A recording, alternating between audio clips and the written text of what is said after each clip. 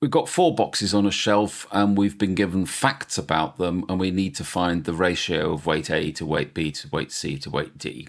I prefer to do this with individual weights and see what happens rather than try to do it in a ratio way. Now, that may go against a lot of best advice on this question, but I think it's the only way I can work this out.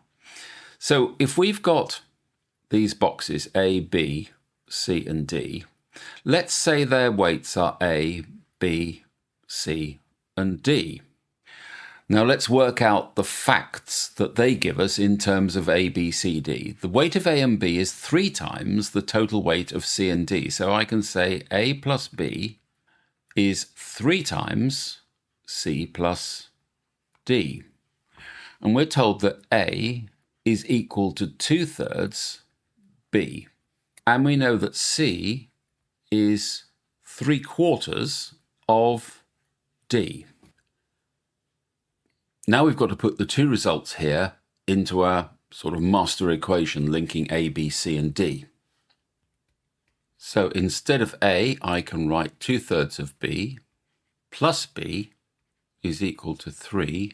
Now instead of C, I can write 3/4 D plus D.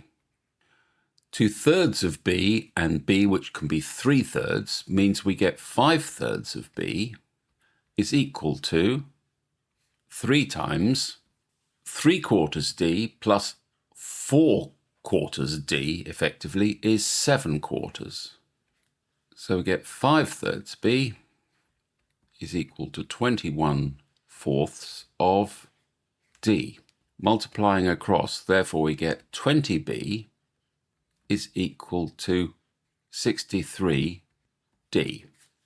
So therefore I can say, with a bit of maths you should be familiar, converting an equation into a ratio, I can say that B to D is equal to 63 to 20. So the first time round we eliminated A and we eliminated C. We're going to do the opposite. From this equation we need to make B the subject. So B is equal to 3/2A. And D, from this one, is equal to 4/3C. Now we substitute these equations back into our master equation, and this time eliminate B and D. So we get A plus 3/2A is equal to 3C plus 4/3 C. So therefore, 3/2A plus another 2/2A is 5/2A is equal to 4/3C plus another 3/3C makes 7/3C. Multiplying by the 3, we get 21/3C. Again, cross multiplying, we get 15A is equal to 42C. And therefore I can say that the ratio of A to C is equal to 42 to 15.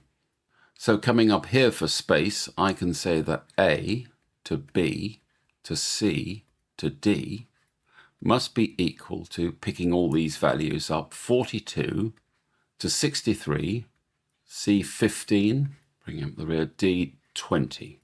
And that will be your answer.